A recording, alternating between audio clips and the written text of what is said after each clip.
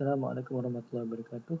Hari ini saya nak tunjukkan macam mana nak mengeluarkan kembali model tab ataupun layout yang dah hilang kat sini. Jadi first sekali kita hanya perlu pergi ke tengah-tengah ni, tekan ni, tekan option ataupun terus tarik option.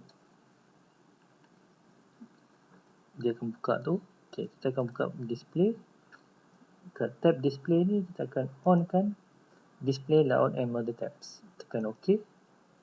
Dan dia akan ada kembali. Okay. Ini adalah bagaimana kita nak mewujudkan kembali model tab yang telah hilang dalam kita punya drawing. Okay. Command bar pun, okay, kalau command bar terhilang pun kita boleh tarik command line.